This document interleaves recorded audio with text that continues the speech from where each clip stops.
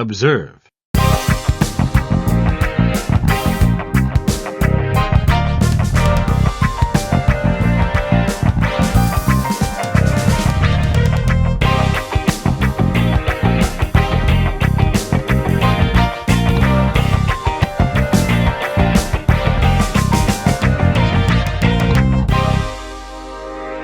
Hello, everyone, and welcome to episode number 36 of the Observe and Rapport show. I'm Kyle Brennan, joined as ever by Santa Claus Keith Sullivan, my beautiful co-host. Keith, Ho, ho, ho, baby. how are we doing today? Very well. How are you? Were you a good boy this year? I was a good boy. I think I'm. You made the you weren't on the naughty list. I checked. Yeah, I hope so. You did a good job. You're all right. You're going to get good stuff. Wow. Yeah, I'm surprised they made it here with all the drones. I mean, I thought we were going to get shot down. You were like, what's the scene in Goodfellas when he's driving at the end? Yeah. You sure that's not for us? What is it? You actually saw one? Yeah, I did outside. I was Just one? No, I saw. I'll tell you the story. Like, my wife's like down the TikTok rabbit hole with this, and she's like really freaked out, honestly. And she was like, "Go outside and see if there's any out there." Right. So I went, not expecting to see anything. And then I saw what I thought at first was a plane, but drones don't really move like planes. They're way too still. I know planes look very still, but like you can tell also it was very dark out. It was night, obviously, because they're only out at night for some reason, it seems. And I started to realize like my depth perception kicked in, and I was like, that thing's so much closer than a plane would be. I would hear a plane if it was this close. So I see one, and it's like going. It's like way south of where I live. I'm way closer to Queens now, where I moved, and so I see that one. I'm like, oh shit, that's one of those drones. It had the 3 lights, the typical description, and then I keep looking around, and sure as shit, I see another one. I'm like, oh my god, and then I call my wife out, and she comes out, and then dude, we saw one like directly above us, like right above us, flying over our neighborhood. Really? And I'm like, how high do you think? Probably a few hundred feet, man. Not like thousands of feet in the air, you know? And you're in silent. You're not like close to the water too. Where no, like middle island. A lot of these are close to the water. So the one from the south, I was like, okay. And I'll tell you from what I just saw with my own eyes, like it just looks like they're looking for something. Right. It seems like they're scanning the area, looking for... I heard radiation. Like I heard that So what I've heard is that the radiation levels are higher than usual right now. That's a great sign, huh? Yeah. That's a great sign. Well, I mean, yeah, I haven't gone down this rabbit hole just because it's like, I don't know. I feel like everyone else is. So you'll hear about it. You know what I mean? Yeah, I'm going to hear about it. You are. It's on the news. Yeah, the only like sort of plausible theory I've heard so far is that it has something to do with nukes potentially, and that it's the U.S. military or some wing of our government, some agency that's basically sending these out to do kind of like a reconnaissance over potentially missing nuclear missiles, which is promising. I mean, for all we know, it could be something much more harmless. It's weird though that like Trump came out and said today in a press conference, they asked him about it, and he was like, "Look, the government knows what these things are, and the military knows what these things are, and for whatever reason, they want to keep everyone in like a place of suspense about this. I don't know why they're not coming out and saying it." And I was like, oh God. And then then they followed up with, did you go through like an intelligence meeting about this? He was like, I'd rather not say. Oh, wow. So interesting. Even better, you know? There was a part of me that was almost like a little bit excited that something like this happened, because it reminded me of, there's a scene in Apollo 13 with Tom Hanks, the movie about like the going to space mission where, you know, everyone is crowded around the TV watching, you know, the space mission, and then people go outside and they're seeing the rocket ship, you know, go up to the moon. And this, I'm not equating this whatsoever to that, right? But it reminded me of like how little of those events that we have in today's day and age.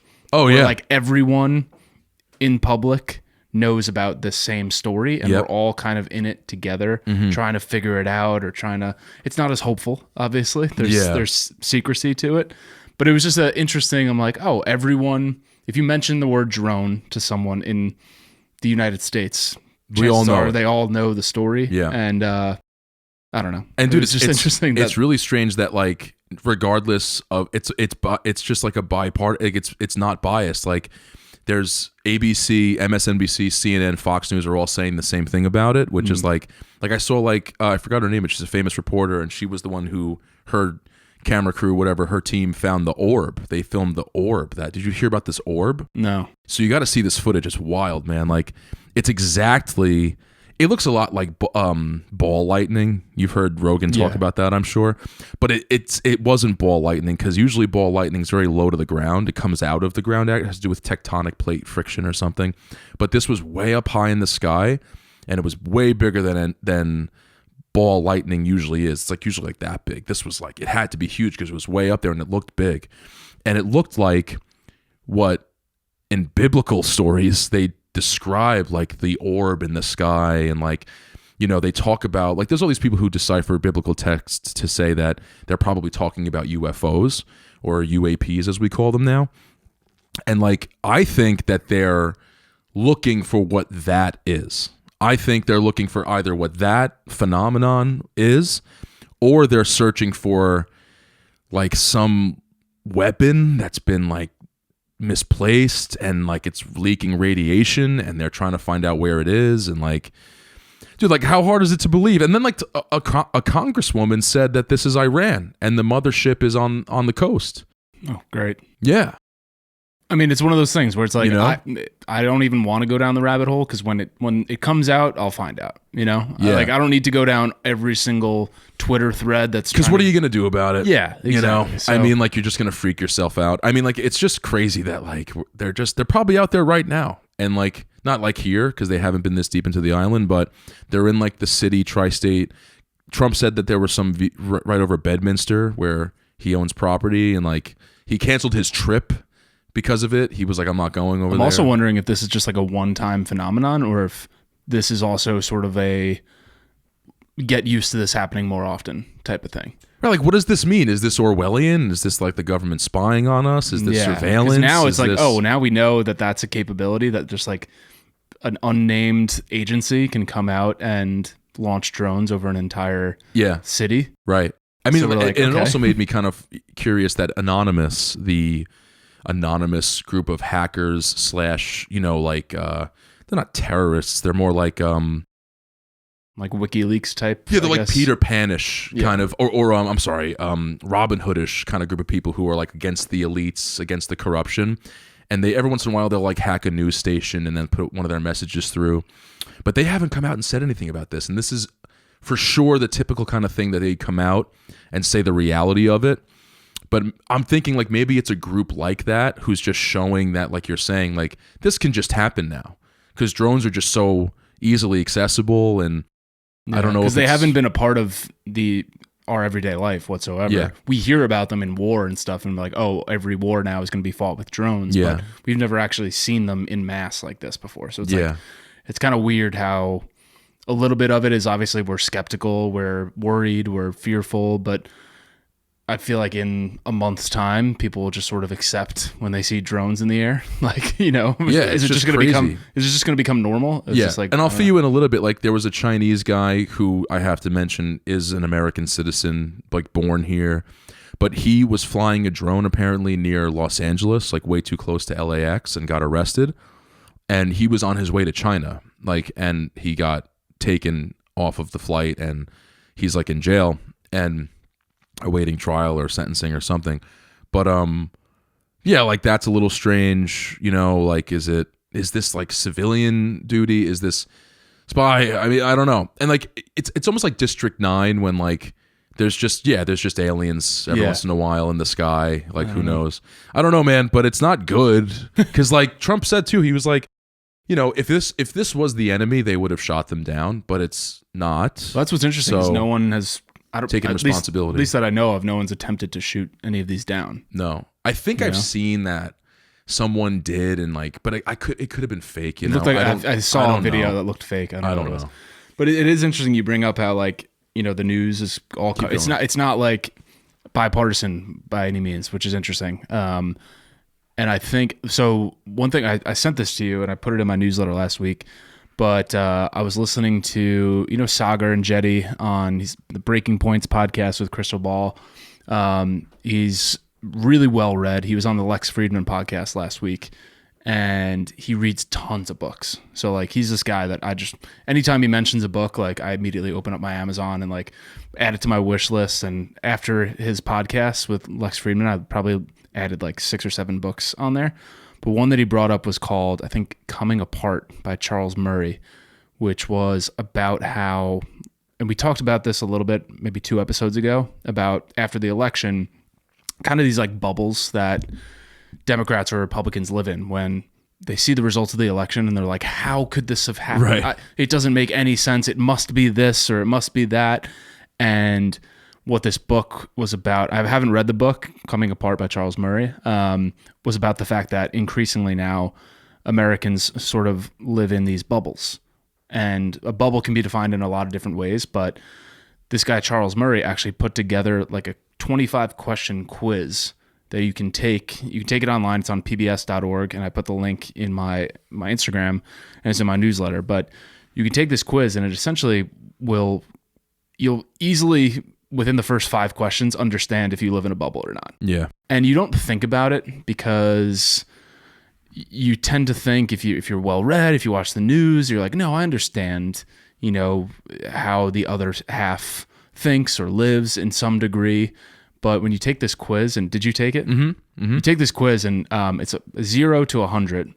And I think the higher you score, so the closer to 100, the less you live in a bubble, meaning the more cultured you are, well-versed in elite society and the average American society. And the lower you score, closer to 0, the more you do live in an effective bubble.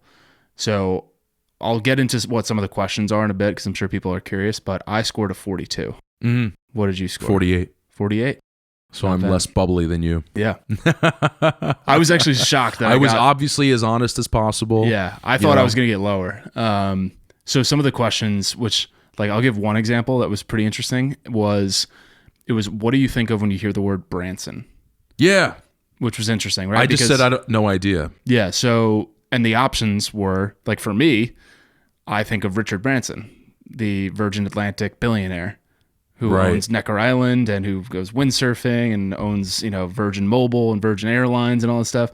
But for the average American, they think of, I think it's Branson, Missouri, which is like where, the country music festival takes place every year. See that. So that was an interesting one. And then they had a few questions about like, when was the last time you ate at any of these chain restaurants? Yeah. And it was like Applebee's, Denny's, Outback Steakhouse, Waffle House. Or have you eaten at any of these in the last year? Yeah. Or how many times have you? If it was 0, it's 0. Not whatever. at all. Yeah. One of them was, did you hang out with anyone recently voluntarily that smokes cigarettes? Mm-hmm. And I put no. Like, I don't know anyone who smokes cigarettes, really. Or have you in the last year put on a uniform to go to work? See, that's where I probably, because I wear a uniform. Right. Yeah. I'm blue collar, and I counted the volunteer fire department for that one. So that okay. I don't know if that was cheating. No, but that's technically, not. No, it's not. Like I loved the questions because like another one was, do you know? Are you related to anyone, I believe it said, that bought a pickup truck in the last 5 years? And I was like, no. I know people who have bought pickup trucks. Like almost everyone I know almost has a pickup truck, but like they're not related to me, so it's a little different. But yeah, it's a really clever way of really getting into the grit of like, who are you really in like your community? Like, what's your community like? Where do you live? Where have you grown up? I think it was, what did you answer for? Because the first question I believe was like, did you ever grow up in a neighborhood where your 50 nearest neighbors didn't have a college degree? And I was like, I think I put yes for that because where I grew up, which is where I live now, like I don't think anyone's dad, maybe a few people's dads went to college and graduated and had like a degree, got a job through that degree. But a lot of guys were cops, electricians, blue collar guys that just got a job after they graduated high school, even if they did. So like, but the thing is, because New York is definitely, it's considered like New York. Like if you can make it here, you can make it anywhere. Jay-Z, Alicia Keys, like the whole thing. But there's parts of New York that are just like the country. Oh, yeah, 100%. Like, especially when I moved out to Suffolk County, too. Exactly. Like, yeah. Anywhere outside of the city is really, and this is why I say like I got in a big argument, not an argument, but like a debate with my wife during the election about like the electoral college. I was like, or like yeah, like I was like, it is kind of bullshit that just because you live in a city, like your vote gets taken more seriously. I know it's individual because it's densely populated and that's why, but still, like the rest of the country, which is like, not a city, doesn't feel that way about a lot of these issues. And so, but like just because you live in a container, a bubble, you get your vote, like it does more for the outcome. And I always thought that was kind of ridiculous. Have you ever seen like the like the colored map where it's like what the election would have looked like, what the election results would have looked like had the like 10 most populous cities not been counted? And it was just entirely it's red. Republican every time. Yeah. It's like, yeah, but it really made me think of like, again, I thought I was like, well read enough to understand the average American, and I hang out with enough, I think, people who have very different lifestyles than me, who maybe aren't college educated, who are blue collar, who grew up in a different religion or different race or anything like that. But these questions just like instantly hit you where you're like, oh no, I don't know. Right. They showed you a lot of decorations, I suppose, for a military outfit, and they were like, do you know what any of these mean? Yeah, I was like, no. That I think gave me some points because you do? I have some friends in the military, so I do, and I read books on the military, so I do know some of those like the ranks and stuff. But yeah, one of the questions was like, do you know anyone who is a fundamentalist Christian? No. Which was something we talked about when it came to like the women's rights issues with this election. And I had friends who were just like, how could anyone be against women's how can anyone be reproductive pro-life? life? Yeah. And it's like, well, you don't know anyone who has those beliefs, who is pro-life and stuff like that. And if you knew them, you'd know they're nice people, but they just have different values, different like they're lifestyle not Nazis. Exactly. Like yeah, so I thought it was just an awesome, I think everyone should take it. It's a really eye-opening Not quiz. to get to your score, but just to like, you quickly realize, one that I also thought was interesting that Sagar brought up on the podcast was just look at the shows that you watch.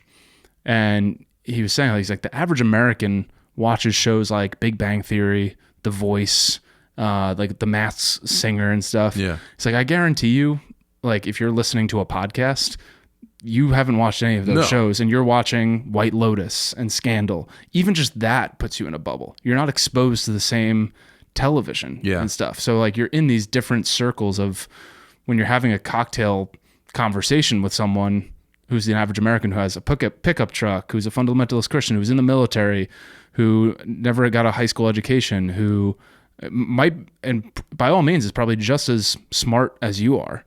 And I think there's this misconception that because they're not college educated or because they don't work an office job or something like that, that they're uneducated voters or something like that. But it has nothing to do with that. It's just different lifestyles. And that's how, probably 60% of America lives. And you just don't realize it. A lot of the great thinkers, like, we're going to get into Kierkegaard today. One of his big gripes with society at the time, like he grew up during like the end tail of the Enlightenment. This is Søren Kierkegaard. Søren Kierkegaard. Danish boy. Danish, Copenhagen. Yeah, I used to go through... I was going to say, when I heard Copenhagen, I was like, oh, Kyle will love him. I think there was Kierkegaard Gardens, I think. Sure. I used to like ride my bike through there. So one of his big gripes when he was like kind of like growing up and realizing... It's funny how the bubble thing kind of like applies. Like he was like...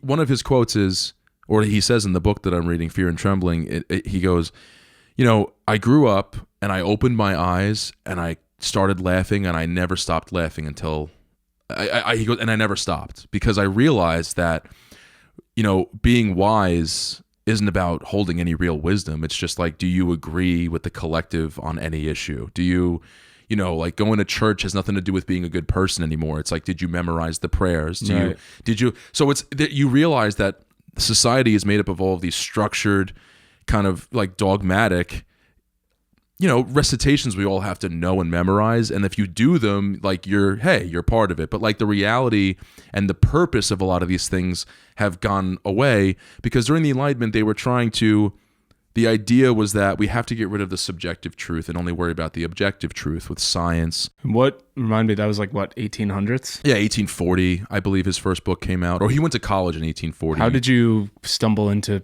Kierkegaard? So this podcast is about books. So recently I kind of fell into a lull with reading because I wasn't finding anything that was stimulating my intellect. Like, we've read the greats. We've read a lot of the greats. We've read Nietzsche. We've read Dostoevsky. We've read Freud and Jung and Rousseau and Shakespeare and Huxley and Orwell and even more modern like King and Palahniuk and everything. And, Frankl. We've read these great minds. So it's hard when you've done that to come across a sentence you haven't already heard in some form or another. You know what I mean? And then I heard this quote, which goes as follows. It's, "He who loves himself becomes greater within himself. He who loves others becomes greater in his devotion. And he who loves God becomes greater than all the rest," or something, and or becomes greater than us all. And I was like, oh, okay, wait a minute.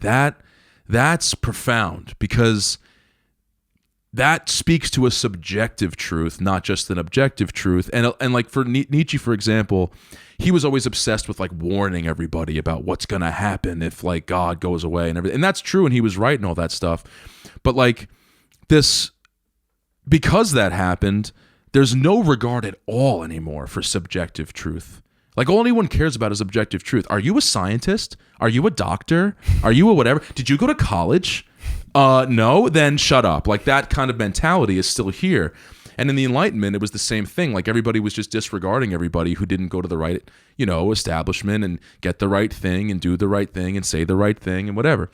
And so I started reading his stuff because I was like, he also has this other quote that really gripped me from he was in that interview with Matthew McConaughey on Chris Williamson. He said to him, the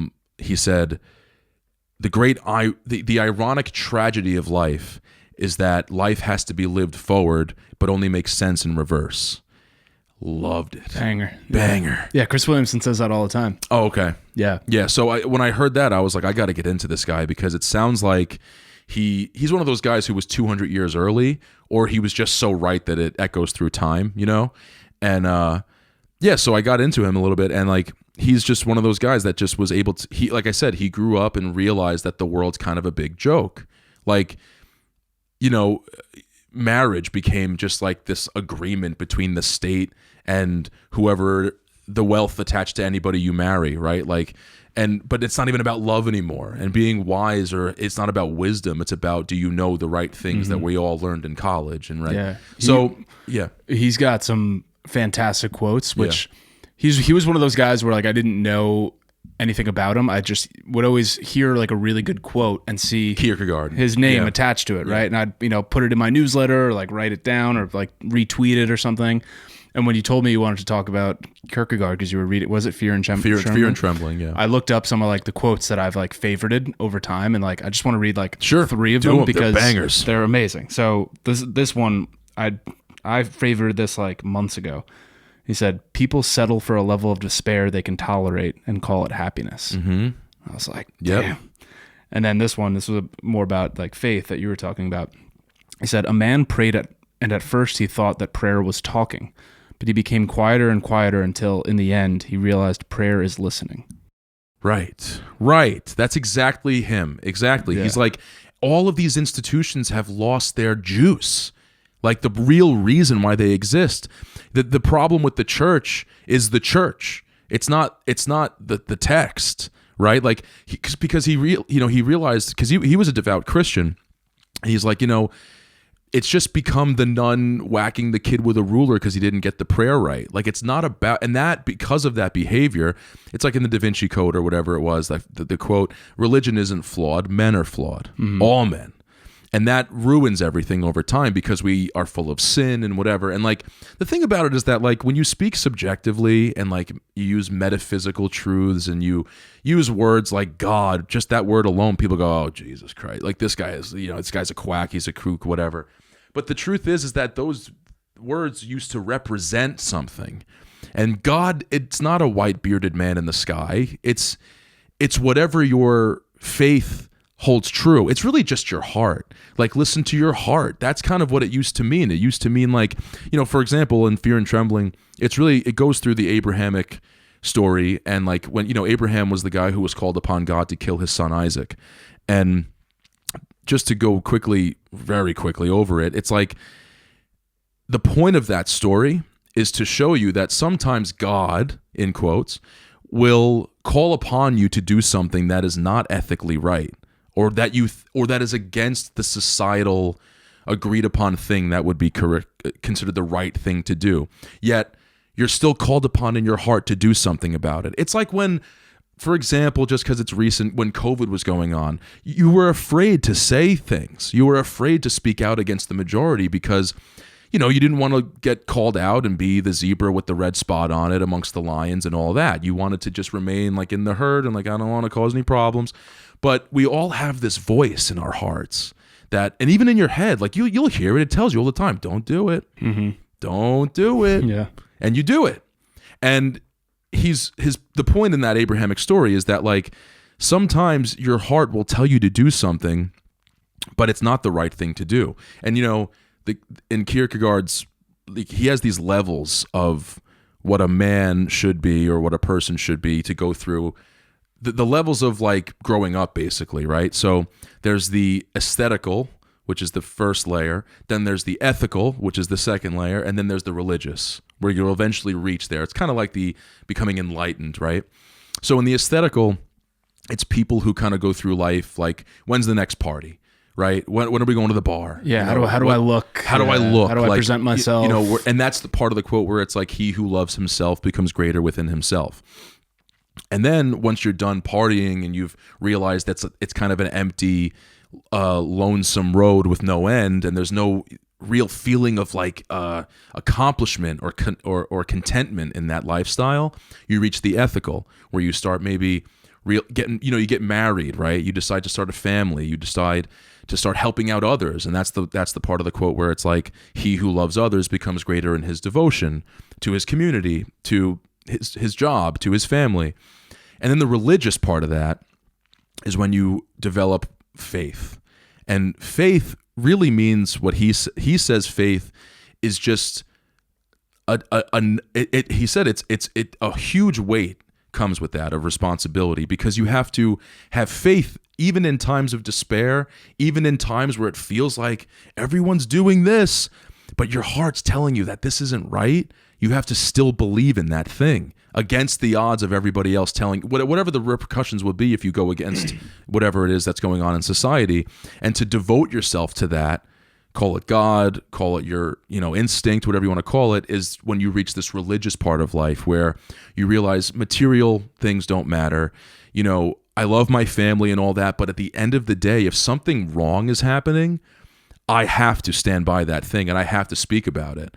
And it's a much easier thing to say than do.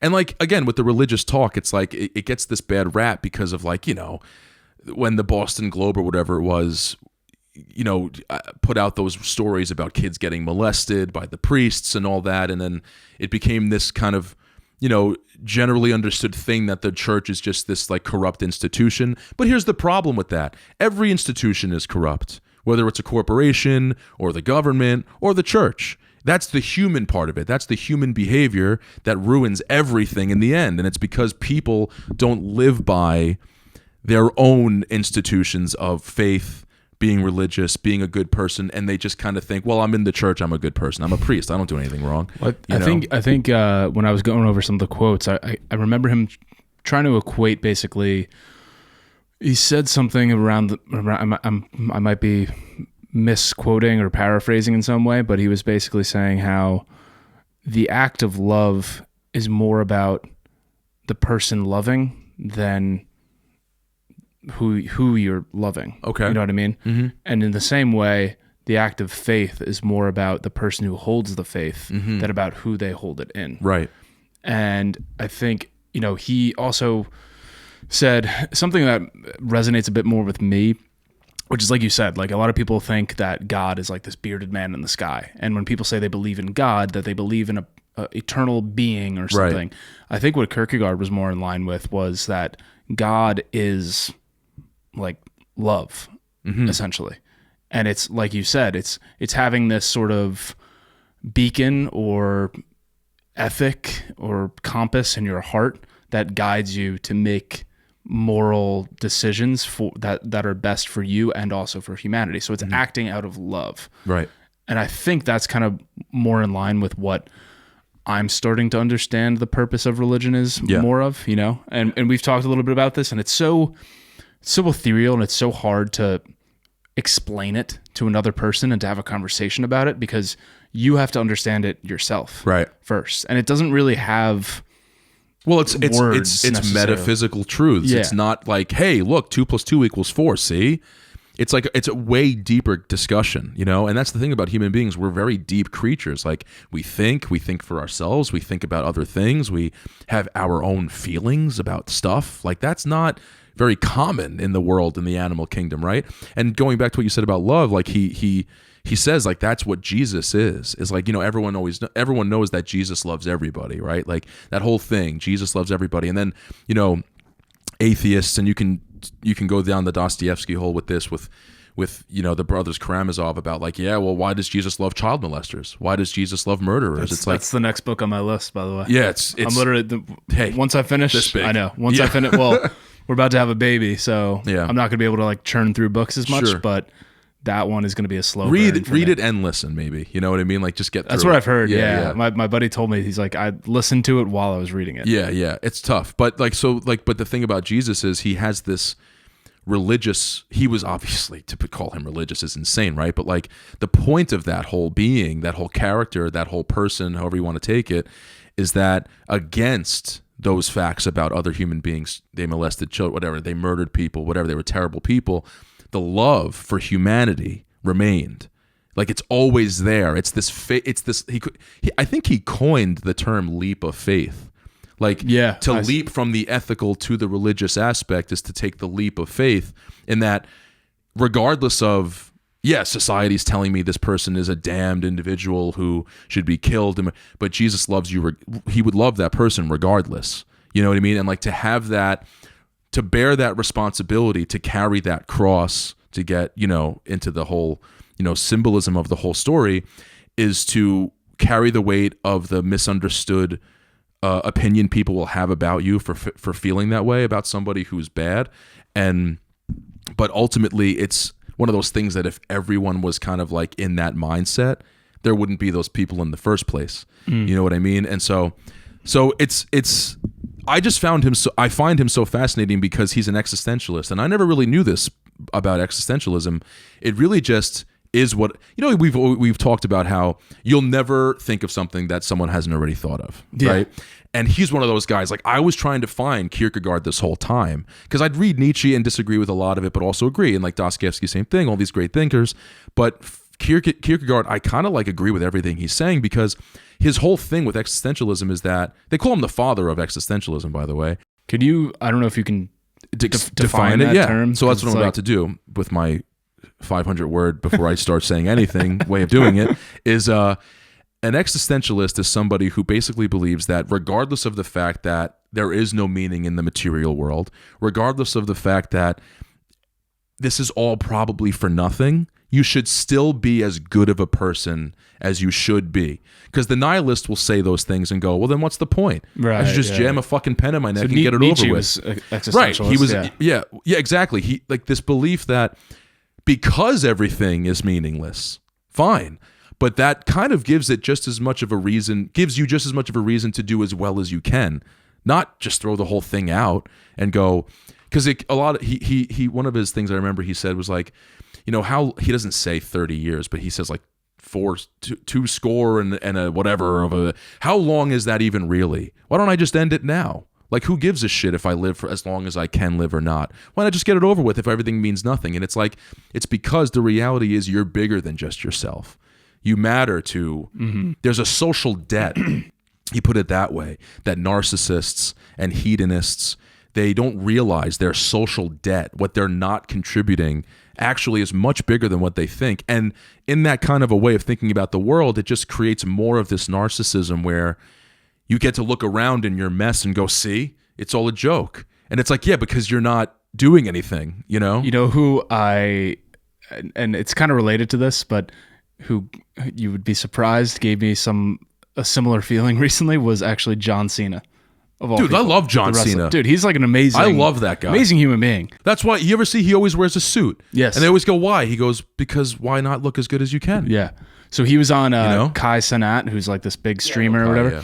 And he went viral, John Cena did, because like in the middle of this streaming or whatever, John Cena just dropped like 45 seconds of wisdom, and everyone was like, damn. Yeah. And what he said, he was like, he's like, when I was a kid and when I grew up, I thought I was put on this earth to be a professional wrestler. So I thought that was my only purpose in life. He's like, and then I got into acting and I thought, oh no, my purpose is I'm a storyteller. And then I started to realize, no, my job on earth is to just be useful. That's right. And he said, that's existentialism. And he said, every day when I get home and the sun goes down, I reflect upon what I did that day, and I ask myself, did I earn this sunset? Yeah. He goes, and some days I don't, but more often than not, I do. And if I don't, I motivate myself the next day to be useful and to earn that sunset. Yeah. Yeah. I was like, wow, that's essentially what existentialism is, which Correct. is just like, are you serving a purpose for yourself, but also for the greater humanity, where you're being useful, right? And you're providing, whether it's laughter or hope or generosity. That's exactly. So then he gets into this whole thing about anxiety, right? Because he goes, the reality is that because we think for ourselves and because we have so much to consider as a human being when we make decisions, you could never possibly actually think through the consequences of any decision that you make. He invented the word angst, apparently. Feeling angsty is that anxiety about your decisions to be made, right? But that's the quote about, life can only be lived forward and only makes sense in reverse, right? So his point is you have to make decisions regardless of the fact that you don't know what's going to happen. So, and, by the way, he was more specifically a Christian existentialist, because Christian existentialism is basically the same principles, but the belief that the Christian morals guide you in a better way than just pure atheistic existentialism would, just depending on what you believe to be the right way. Because again, that's why he says the religious aspect is like the highest of that hierarchy, because sometimes, again, in quotes, God will call upon you to do things that you may not even see as the right thing in your head, but your heart is telling you to do this thing. I recently had to bring up something to my wife that I was very uncomfortable, that I knew was going to start an argument, but I knew it was the right thing, ultimately.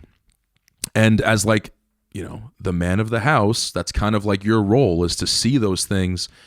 And I think that putting your foot down when those things happen is what creates a strong family, is what creates, in the end, an ultimate good that may just be uncomfortable for now, but in the end, it's the right thing to do.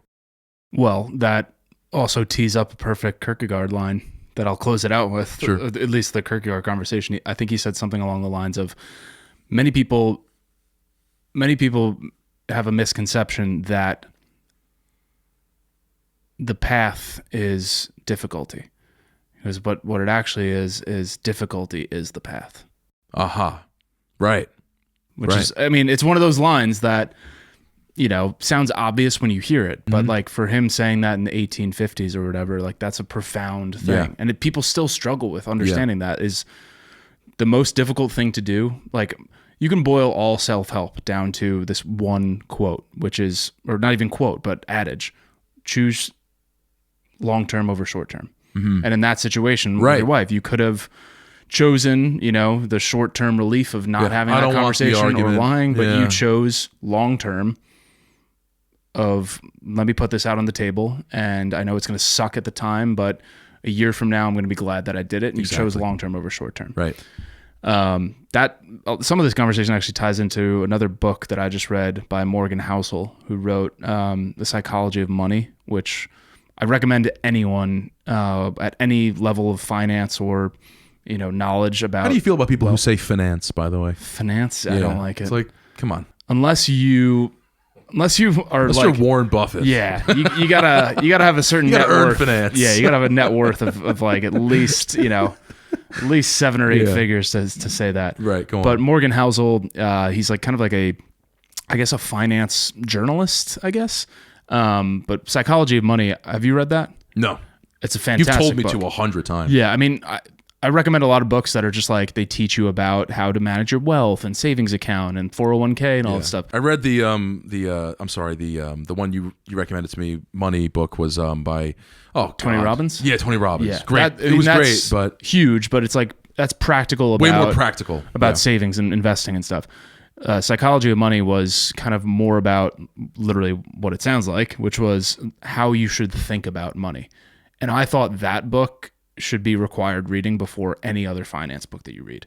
Because it's easy to like, okay, I automate my savings and I put 10% in this bucket and 10% in that bucket and I save for vacation and I don't overspend and everything like that. But Psychology of Money was him sort of distilling it down to like our human nature and how we kind of trick ourselves into spending money that we shouldn't and stuff like that. Well, So- I might need this. Yeah. So it teaches you more so how to like, get rid of a lot of these fallacies essentially that you create in your head.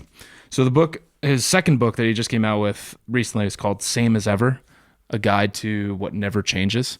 And I found this book, it's also, you could say it's sort of like a Spark Notes version of if you've ever read any of like, Robert Greene's books, like 48 Laws of Power, or Nassim Taleb's books, like The Black Swan and stuff. This is kind of like a very digestible version of the biggest lessons from those.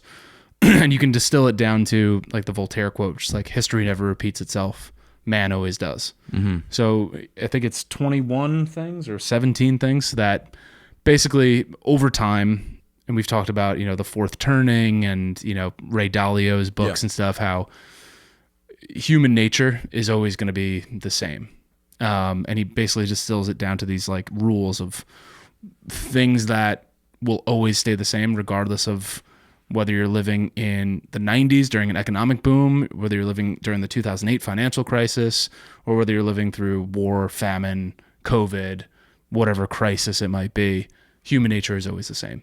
And he peppers it with tons of stories and everything like that. So I thought it was really interesting. One that I think you commented on that I posted was about how the bizarre people who have crazy ideas about the world that you like, inevitably have crazy ideas about the world that you won't like. Mm-hmm. I love that. Because at the time I was on a Thomas Jefferson obsession. Mm-hmm. And controversial guy. I mean, a genius, a brilliant, we wouldn't be here literally, without him, but there's things that there were ethical parts of him. Obviously the slavery thing, that I can't agree with, you know what I mean? But what I can agree with is the fact I can't agree that it was, great that he owned slaves, but it's arguable.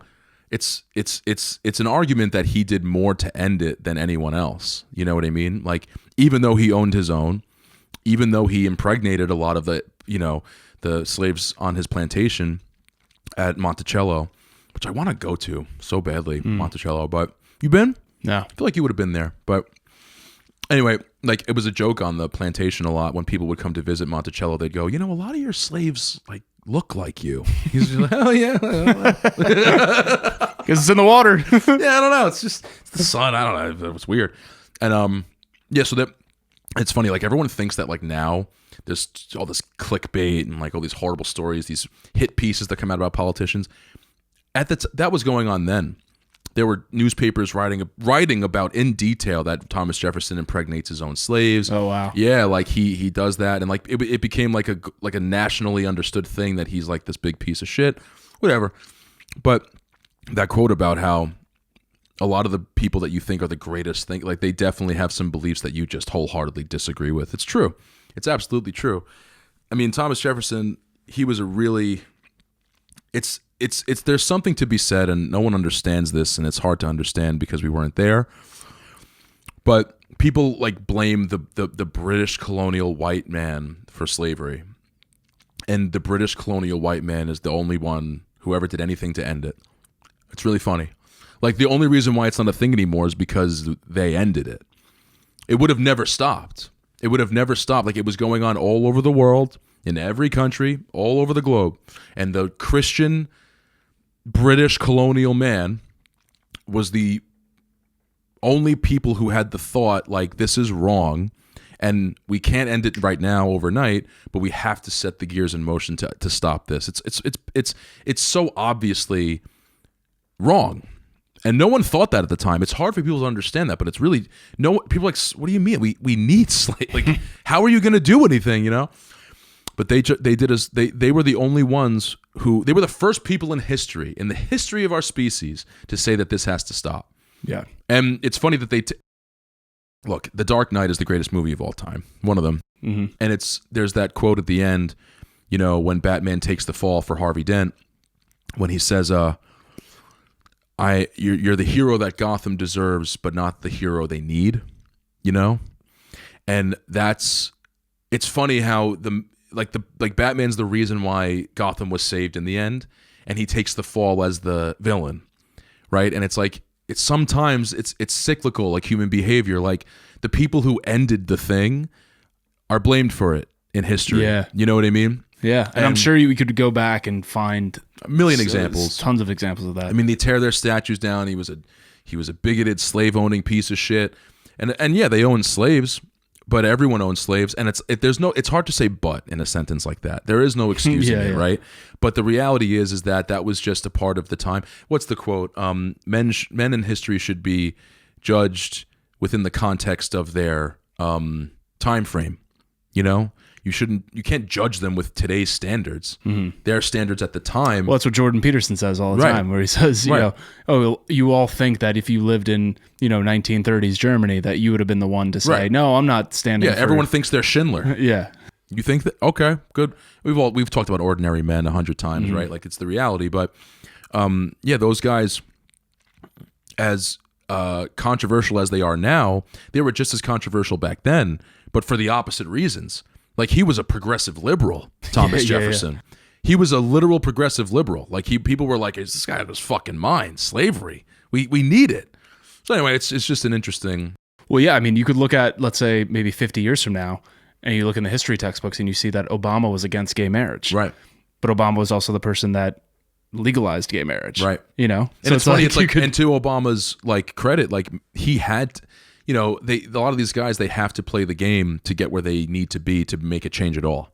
And that does happen. You know what I mean? That does happen. And that's why philosophy is so important, because you realize that the whole thing's a big joke. Mm-hmm. You can't be perfect. You can't. That's why you have to have ideals, like a religion or God or Jesus. You have to look up to something that is metaphysically perfect, not realistically, objectively perfect, because there's no such thing. Yeah. There's nothing to strive for unless you have faith. I mean, the perfect example of that quote is Elon Musk, by in every category. Exactly. Right? And I always think it's crazy. Well, I don't think it's crazy. I see people who dislike him or, are annoyed with his antics, and he is childish, and he doesn't really act like, someone like him should, I guess. But at the same time, this guy is literally a pioneer. Like, he is a once in a generation, once in a humanity, human being. He's a Da Vinci. He is, yeah. There's no other. And I was just listening to, David Senra, who does the Founders podcast. Yeah. He was on Chris Williams' podcast, but this guy, he's read pretty much every biography there is out there. And he studies entrepreneurs and founders of companies and stuff, and tries to find the commonalities amongst them. And he's like, look, I think Steve Jobs is the greatest entrepreneur of all time, full stop. He goes, but I can go in history and find kind of the equivalent of a Steve Jobs of that era, if that makes sense. He's like, when I look at Elon Musk, there is no equivalent. No. There's no one like him. Yeah. And you have to take the bad with the good. The stuff that you don't like, his tweets, his political support, whatever, it doesn't matter. This guy is changing all of our lives in every single way possible, and he's doing it, and he's having fun while he's doing it. It's unbelievable. It's strange. He's a very special dude. I'm surprised he hasn't said anything about the drones, going back to that. I'm sure he has a theory. I'm sure he has a theory. We live in such a strange time where that is just happening and no one knows what's going on. That is so unbelievably strange to me. How could that possibly be true? It can't be true. It's not true. The government knows exactly what's going on. Especially in a time when access to information and videos and all that stuff is like, it's unlimited. You read something else interesting, though, besides that book? Yeah, I read The Wager by David Graham. That was the one, yeah. He wrote Killers of the Flower Moon. He wrote Lost City of Z. He's a really good author. He's like a investigative journalist, I'd say. Like he turns kind of these like forgotten about stories or glossed over stories in history, and he delves into them in unbelievable like narration by going through journals, and that's what always fascinates me about. It's one thing to write about a story that took place, 100 years ago when there's like written records or newspapers, but to write a story about something that happened before, there was any printed press or anything like that is unbelievable. A lot of work. So The Wager is about a ship called The Wager that set sail, I forget the exact year, but sometime maybe in like the 1740s from England to go to Peru to basically, take gold treasured land from the Spanish Empire that was down there. They set sail with, I think, 5 ships at the time to go down there with, 300 men in tow. And throughout it, they're just battling, crazy storms and the violent sea. And they have to go around the Cape of Good Hope, which is the southern tip of South America, where Argentina and Chile meet. And it's just disastrous waters down there. And long story short, throughout the trip of the 5 ships, and I'm making these numbers up because I don't remember the exact numbers, but let's say there was 1,500 men on those 5 ships. By the time they get to South America, not even like set on land, about 70% of the men have died from disease, starvation, something else, because back then they didn't know what scurvy was. Right. And they didn't know that all they needed was some like citrus fruits. Right. They would have been fine with some vitamin C. What is scurvy? Like it's a nutritional, literally the lack of vitamin C. Right. What happens to you? Do you get a little kooky? I don't know. I think it's I don't even know. That's interesting. To describe I just wonder what happened. Like you can die just from it. it. Sucks. Yeah. It just sucks. It just sucks. Just sickness, starvation. Body aches, nausea, all that stuff. And I guess at the time there was no storage, there was no refrigeration. You couldn't just fruit would rot. Yeah. No. And the guys were just like dead on the boat next to them. Jesus Christ. Yeah. So also just like the filth that they lived in back then too. But what's interesting is that every captain was required to keep a captain's log in order to have some version of events recorded for history. So anyway, this one ship, the Wager, the reason he chose that ship in particular was because this one just had like the wildest story. So they get around the Cape of Good Hope in South America, and again, long story short, the ship crashes into rocks and they're abandoned on a beach, and they have to live there for months. And while they're there, they're setting up tents, freezing cold, kind of like the Endurance story, but much different in that rather than band together to survive, these guys kind of went like Lord of the Flies situation with mutiny, stealing from each other. They had castaways where if guys stole food, they would send them off to a remote island and they had to live there kind of like as a prison. Dude. So it's just a crazy story that they mutineer against their captain. So they literally build a ship to try to escape the island and find safety, and they leave the captain there. So he dies there? I won't spoil any stuff. No. I'm kind of leaving it purposely vague, but dude, it's a wild story. They meet some indigenous people there who are just canoeing and fishing and everything. And most of the guys who are on that island get back to England.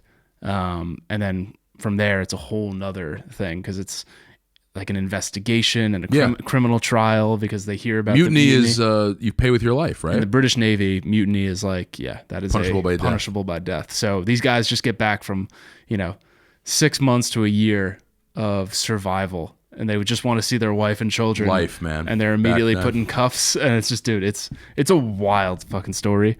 And it was fun because I just watched the Endurance documentary that's on Nat Geo now, which I encourage everyone to watch.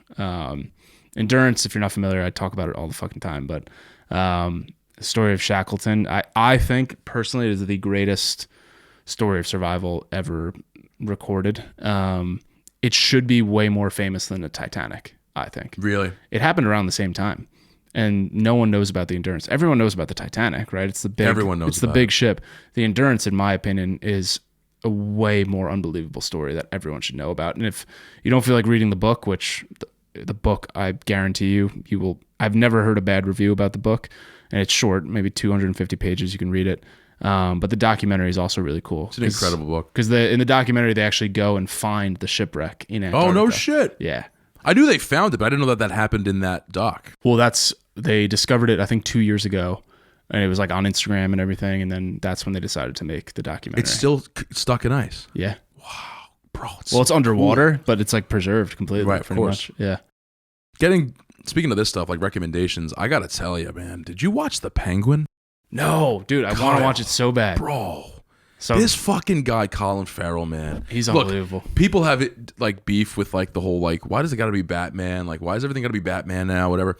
Look, it doesn't matter. This show has nothing to do with Batman. Well, it's about the Penguin, but if you want to see just maybe the best acting you've ever seen, I mean, this guy's unreal. He is unbelievable. He has a way, Colin Farrell, of just convincing you wholeheartedly that that's not an actor, man. Like, that's a real person. Like, this has to be footage. It can't be. He's unbelievably, and just the show. I have to recommend it. I haven't watched since Breaking Bad that was this impressive as far as like the performances. And it's not just him. Everybody's great in it. But he's unreal, man. I've heard so many good reviews from everyone. He deserves every award. I hope he gets his own movie. Like, incredible, so likable. Like he makes it so like he's a terrible person, but you love him.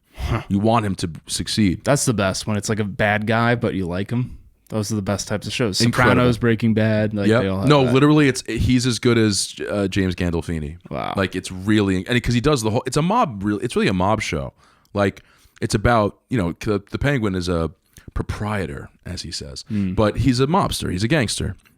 And dude, it's an origin story too, like a little bit, but it's not in like they don't spend 6 episodes talking about his 6th birthday or whatever. Like, you know what I mean? Like it's just a quick thing. It's only 6 episodes. I think it's 8, but it might be 6. Those are the best too. I love shows that are only like one season, like miniseries. So fucking good. Let's wrap it up. Yeah, I'm good with that. That was a great app. I think we're at an hour. All right. Cool. Well, happy Christmas. What am I, fucking Harry Potter? Merry Christmas. Merry Christmas, everyone. Have a happy New Year. Happy New Year. We'll see you next year. All right. All right? Yeah. Thanks, guys. Good night.